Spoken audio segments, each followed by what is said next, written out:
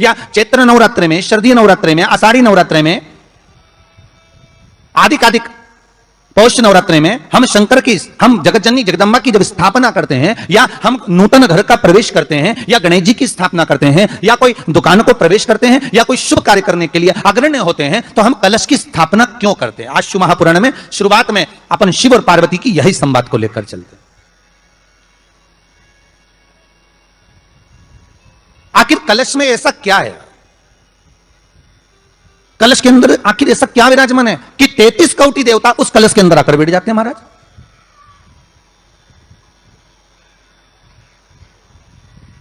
आप कोई यज्ञ करने जा रहे हो, आप कोई पोथी पुराण करने जा रहे हो, आप कोई अच्छा कार्य करने जा रहे हो, तो ब्राह्मण देवता कह देते कलश की स्थापना होगी, कलश की शोभा यात्रा निकलेगी, कलश यात्रा निकलेगी, कलश विराजमान होगा। और आज हर की पौड़ी पर, प्रयागराज में या उज्जैनी में, नासिक में जो बड़े बड़े कुंभ के मेले होते, कुंभ का मतलब भी तो कलश से होता है।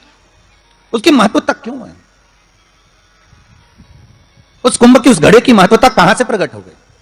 शिव महापुराण की कथा कहती है महाराज, भगवान ओघड़दानी शंकर स्वयं आद्य शक्ति जगदम्बा से कहते हैं कि जगदम्बा तू क्या चाहती है बोल। तो जगत जननी जगदम्बा कहती है कि जहां मैं हूं वहां शंकर है, यह आपने कह दिया, पर जहां शंकर है वहां पार्वती का होना जरूरी है। उसके लिए सिद्ध करने के लिए एक स्थान ऐसा बनाया जाए जहां पर शंकर विराजमान है और शंकर के साथ पार्वती विराजमान है। तो शिव जी ने कहा, पार्वती उसके लिए मैं तुझे एक सुंदर कलश का निर्माण कर देता हूं। दुनिया का रचनाकार, दुनिया की रचना करने वाले महाराज, संपूर्ण ब्रह्मांड की रचना करने वाले, जिनको भगवान शिव ने स्वयं ब्रह्मदेव से कहा है कि ब्रह्मा जी तुम सृष्टि खंड को आगे बढ़ाइए, सृष्टि की रचना करिए। और आज ही के दिन, यही क्षेत्रीय प्रतिपदा के दिन, यही इसको कहते हैं नया संवत्सर, नया वर्ष। हिंदू धर्म में क्यों कहा जाता है? आज ही के दिन ब्रह्मा जी ने महाराज सृष्टि की रचना करना प्रारंभ करा था। आज ही के दिन भगवान शिव और ब्रह्मा का संवाद हुआ था। सीधे भगवान शंकर ब्रह्मदेव के पास जाकर बोले थे, हे ब्रह्मदेव आप सृष्टि की रचना करिए। तो ब्रह्मा जी ने पूछा था, सारे नक्षत्र आपने बनाए, सारे दिन आपने बनाए, सारी घड़ियां आपने बनाई, सारा पल आपने बनाया, मनुष्य की श्वास गिनती, काउंटिंग, अर्थात मनुष्य के शरीर की रोमावली, यह सब आपने निश्चित करी है। नीम की बंदर बन, ये गुणी प्रणमा का जो दिन रहता है, चैत्री नवरात्रि जिस दिन प्रारंभ होते हैं, नया संवत्सर जिस दिन प्रारंभ होता है, उस दिन नीम के पत्ते की बंदरवल लगती है, जो नवरात्रि के 9 दिन तक दरवाजे के बाहर लगी होती है, जिससे घर में कोई नई बीमारी प्रवेश नहीं करती, वो बीमारी बाहर निकल जाती है। इसको नीम के पत्ते की बंदरवल।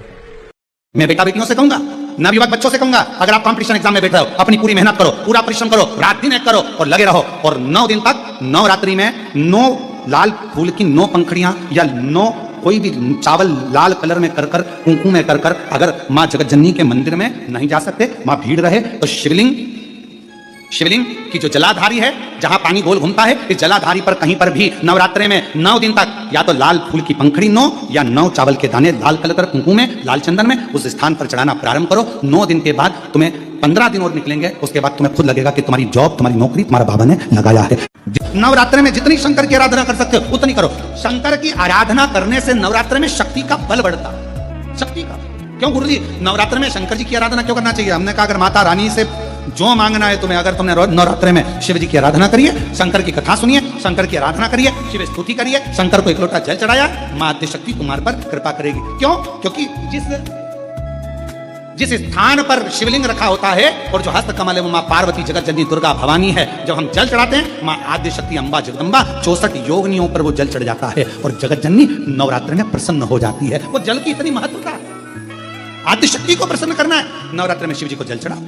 अब कई लोग ऐसे होते हैं, हम नवरात्रि आई है, माता रानी को भज रहे हैं, जगत जननी दुर्गा भवानी को भज रहे हैं, पर शिव जी के मंदिर तक नहीं जा रहे, समय नहीं मिल रहा मंदिर जाने का, क्योंकि माता जी के मंदिर जाते हैं, माता जी को प्रणाम। अरे उस शंकर को पहले भजो, सवेरे उठते से ही पहला 1 लोटा जल शिव को, क्योंकि उसी के मां जगत जननी हस्तकमल पर जल जाना जरूरी है। शंकर का चढ़ा वो हमें फल प्रदान कर, सुख देता, आनंद देता। एक बेलपत्र में इतना बल होता है कि 64 योगिनियां, 33 कोटि देवताओं की धर्म पत्नियां, देवियां, 64 योगिनियां, देवियां, सारी सिद्धियां, निधियां, सब बेलपत्र के इस पत्ते के दोनों पत्ते और पत्ते के बीच में जो डंडी होती है, जो बची हुई जगह होती है, सारी निधि, सारी सिद्धि और सारी देवियों का स्थान होता है। जब हम एक बेलपत्र को दिल से अपनी कामना कर देव महादेव को, ये शिवलिंग जलाधारी, ये जल बहता है। तो बेलपत्र समर्पित करते हैं दक्षिण में बैठकर जब दंडी का मुख उत्तर की ओर कर बेलपत्र अपने मन से कामना कर शिवलिंग पर समर्पित करते हैं, तो ऐसी कोई कामना नहीं जो मेरा महादेव पूरी ना करता। और नवरात्रि में भी देवी की आराधना का एक स्मरण का सुख है महाराज। ज्योत का विधान है, नवरात्रि में देवी की ज्योत लगती है, अखंड ज्योति लगती है, जवारे बुआए जाते हैं, कलश लगता है। ज्योत का भी विधान है, जिसके यहां दिया अखंड जलाया जाता है, अगर वो दिए की बाती अगर दक्षिण दिशा की होती है तो उसके घर में साल भर में एक घात जरूर होती है। जो दिया अखंड जलता है उसकी बाती का मुख दक्षिण का नहीं होना चाहिए। अगर आपने देवी भागवत का स्मरण करा हो, देवी भागवत को अगर सुना हो, तो देवी भागवत में स्पष्ट किया गया कि पूर्व की ओर मुख करा हुआ दिया, अर्थात पूर्व की ओर ज्योत जो जलाई जाती है वो संपदा की वृद्धि करती है। पश्चिम की ओर मुख कर जो ज्योत लगाई जाती है महाराज, वो वैभव को देती है। और उत्तर की ओर जो मुख कर ज्योत जलाई जाती है, उत्तर की ओर जो ज्योत का मुख रहता है वो आयु की वृद्धि करती है, घर में अकाल मौत को रोकती है।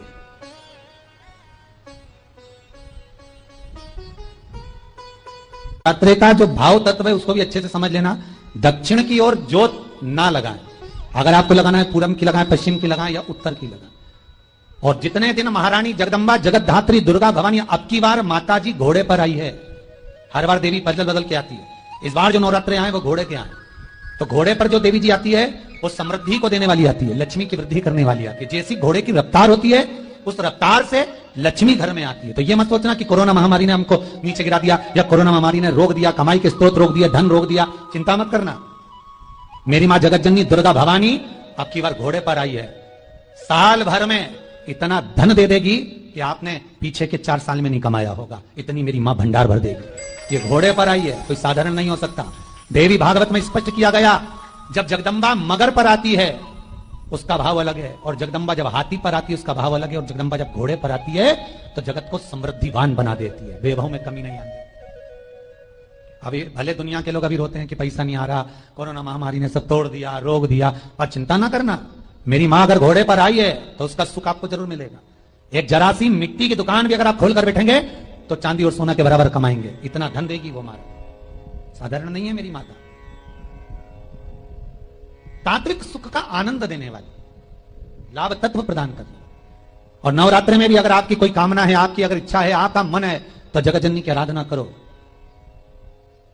पति और पत्नी में अगर क्लेश है तो जगदम्बा के मंदिर में मक्खन चढ़ाओ, प्रेम बढ़ जाएगा।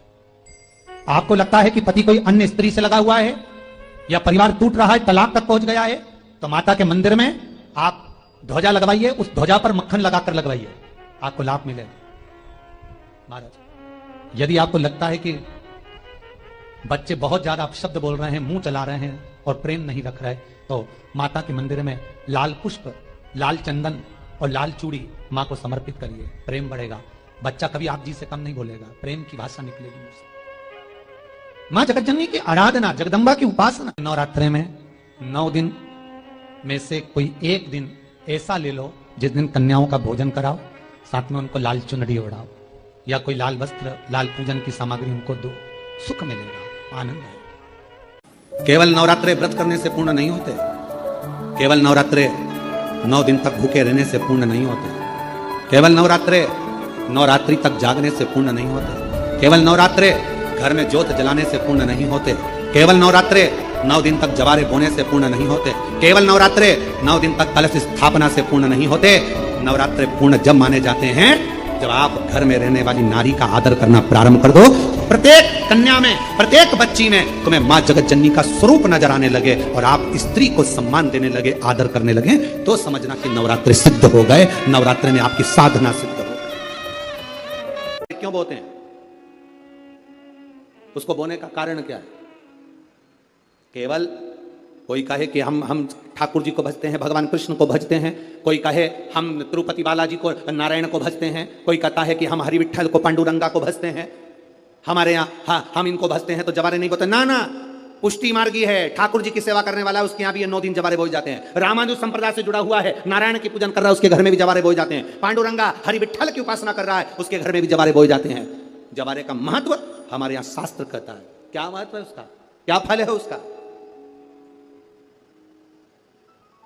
महाराज, जब देवी माता ने दुर्गा भवानी को पंचायत में बुलाया गया, शिव पंचायत में मां दुर्गा बैठी हुई है, और शिव पंचायत में जब दुर्गा भवानी बैठी, उपद्रवियों ने उपद्रव मचाया, अहंकारियों ने अहंकार मचाया, असुरों ने, राक्षसों ने हाहाकार मचाना प्रारंभ करा। तब उस समय पर देवाधिदेव महादेव माता पार्वती को देखकर, दुर्गा भवानी को देखकर मुस्कुरा रहे थे। केवल शिव मुस्कुरा रहे हैं, पार्वती को देखकर, दुर्गा भवानी को देखकर, मां जगत जननी को देखकर केवल मुस्कुरा रहे। तब देवता सूर्य नारायण ने भगवान शिव जी को देखकर हाथ जोड़कर प्रार्थना करी। भास्कर देव बोले, सूर्य नारायण बोले, बाबा मेरे मन के संशय को मिटा दीजिए। शिव जी ने पूछा क्या काम है? बोलो क्या चाहते हो? शंकर भगवान से सूर्य देव भास्कर देव कहते हैं, प्रभु आपके मुस्कुराने का कारण क्या? भारत की भूमि पर जितनी जगह पर भी आप लोग कथा सुन रहे हो, आस्था चैनल पर, फेसबुक यूट्यूब पर जितने लोग कथा सुन रहे हो, बड़े ध्यान से सुनना कि जवारे क्यों बोए जाते हैं। नवरात्रि में जवारे की महत्वता क्यों होती है? क्यों बोया जाता है? मिट्टी में गेहूं डालकर क्यों उत्पन्न किया जाता है? उसकी महत्वता क्या है? सूर्य नारायण पूछ रहे हैं भगवान देवाधिदेव महादेव से, आप दुर्गा भवानी को देखकर मुस्कुराए, आप हंसे हैं, आपके चेहरे पर प्रसन्नता आई है, कारण क्या? और महाराज देवाधिदेव महादेव ने कहा, यहां भगवान विष्णु, गणेश जी, भास्कर देव, आप सब बैठे हो। असुरों ने आक्रमण कर दिया, असुरों ने आक्रमण करा है, और वह असुर आक्रमण कर दिए हैं, तो वो असुर प्रवेश कर रहे हैं, उपद्रव मचाकर, हाहाकार कर कर नष्ट करने वाले हैं इस पूरी पृथ्वी को। तो फिर उसको बचाएगा कौन? कैसे बचेगा? शिव जी ने कहा चिंता मत करो। दुर्गा ने अपने केश का स्मरण किया, एक केश को माता पार्वती जी ने अपने हाथों से छुआ, छूते ही एक कुंड में सुंदर जवारे उत्पन्न हुए हैं। जब तक वो जवारे बड़े नहीं हो जाते, जब तक वो जवारे थोड़े प्रबल नहीं हो जाते, तब तक एक भी असुर प्रवेश नहीं कर सकता, हाहाकार नहीं मचा सकता और अंदर आ नहीं सकता। शिव महापुराण की कथा कहती है, जवारे जिसके यहाँ बोए जाते हैं, जवारे का, आप लोग कहते हैं कहीं पर देवी जी बैठी हैं, किसी के यहाँ मिट्टी की मूर्ति आई, 21 फीट की, 41 फीट की, 15 फीट की, 10 फीट की, 25 फीट की देवी जी की प्रतिमा स्थापना हुई। लोग कहते हैं हम देवी जी का दर्शन करने जा रहे हैं, दुर्गा जी का दर्शन करने जा रहे हैं। शिव महापुराण की कथा कहती है वो दुर्गा जी का दर्शन नहीं, देवी का दर्शन नहीं। नवरात्रि में जहां जवारे बोए जाते हैं, वहां मात्र आप पांव रखते हैं तो अपने घर में से क्लेश दूर हट जाता है, अहंकार दूर हट जाता है, अभिमतता दूर हट जाती है, तकलीफें दूर हट जाती है। जिसके घर में जवारे बोए जाते हैं, वहां से अहंकार, काम, लोभ, आसक्ति, वासना, तृष्णा और दुख, तकलीफें दूर हट जाती है। तो जवारे का मूल का तत्व आनंद, सुख है। महाराज उसको समझने वाला समझ सकता है। अष्टमी के दिन कन्याओं का भोजन कराओ या नवमी के दिन कन्याओं का भोजन कराओ, पर देवी भागवत तो कहती है, देवी भागवत तो वर्णन करती है कि पहले नवरात्रि से लेकर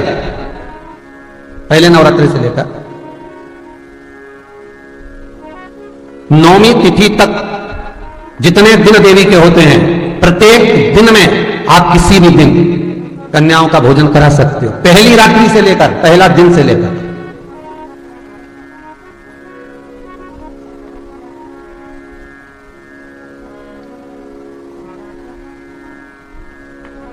नवरात्रि मालूम है कब से लगती है? आप लोगों को ज्ञात होगा ना, नवरात्रि कब से लगती है? अमावस्या से कि एकम से? अरे जितने लोग सुन रहे जरा बोलो तो भाव से, अमावस्या से लगती है कि एकम से लगती है? तो सब लोग कहेंगे महाराज जी पड़वा से लगती है, एकम से। पर देवी भागवत कहती है अगर एकम से लगी तो नवरात्रि पूर्ण कैसे हुई? एकम का दिन लगी तो एकम के दिन की रात्रि, फिर दूज के दिन की रात्रि, तीज के दिन की रात्रि, चतुर्थ दिन की रात्रि, पंचम दिन की रात्रि, छठे दिन की, सातवें दिन की, आठवें दिन की, नवें दिन की रात्रि। पर नवे दिन तो सुबेरे पूजन करके, यज्ञ करके, अनुष्ठान करके देवी को विसर्जन कर दिया, फिर नवरात्रि पूर्ण कैसे हुई? नवरात्रि की पूर्णता होती है अमावस्या की रात से गिनी जाती है। कौन से दिन से गिनते हैं? अमावस्या की रात्रि, फिर एकम की रात्रि, फिर दूज की रात्रि, ऐसे गिनते गिनते अष्टमी की रात्रि तक और नौवीं के दिन सुबह तक या दोपहर तक या शाम तक, जब तक आप यज्ञ ना करें तब तक ये 9 रात्रियां पूर्ण गिनी जाती है महाराज देवी भागवत के हिसाब से पूर्णता। पूर्णता में गिनेगा। अब हमने कन्या भोजन का जो क्रम बनाया, अष्टमी के दिन करा देंगे, नवमी के दिन करा देंगे, इस तिथि को करा देंगे, पर भाव देखिए, शास्त्र कहता है भूखे को भोजन जब कराइए जब उसको भूख लगी हो, और ऐसों को कराइए जिसको जरूरत पड़ रही है। एक नवरात्रे में जो पंचमी तिथि होती है, नवरात्रे की जो पंचमी तिथि है, उस पंचमी तिथि के दिन अशोक सुंदरी का जो स्थान होता है उसको समझिएगा थोड़ा सा। जैसे ये शिवलिंग है और ये जलाधारी है भगवान शंकर की, ये शिवलिंग, ये जलाधारी, और जलाधारी में जो जल बहता है उसमें बीच में जो मोटी सी लाइन रहती है वो अशोक सुंदरी होती है। जैसे कई बेटे हैं, बेटियां हैं, कोई व्यक्ति व्यापार चालू कर रहा है, कोई व्यक्ति अपना नया भवन निर्माण कर रहा है, नए भवन में जा रहा है, या कुछ अच्छी दुकान खोलना चाह रहा है, कोई अपने लक्ष्य पर पहुंचना चाहता है और पहुंच नहीं पा रहा। तो जो शारदीय नवरात्रे आते हैं, इस शारदीय नवरात्रे में जो माँ आद्यशक्ति की पूजन की जो पंचमी तिथि होती है, इस पंचमी तिथि पर अशोक सुंदरी वाली जगह पर, जो अशोक सुंदरी का स्थान है, वहाँ पर लाल पुष्प एक समर्पित करें। जो जलाधारी है, माँ पार्वती, जगत जननी, जगदम्बा, अम्बा, भवानी मैया, दुर्गा का हस्त कमल, इस पर 7 जगह पर कहीं पर भी लाल चंदन की बिंदी 7 स्थान पर कहीं पर भी रखें, और 1 लोटा जल शिव जी को पंचमी के दिन, नवरात्रे की, शारदीय नवरात्रे की पंचमी के दिन कामना करते हुए उत्तर की ओर मुख कर कर, अर्थात यहाँ बैठते हुए शिव जी पर जल चढ़ाना प्रारंभ करें, और अपने मन की कामना कहकर बाबा के पास में जो लाल पुष्प समर्पित करा है, उस पुष्प को अशोक सुंदरी वाली जगह से वापिस लेकर आ जाए।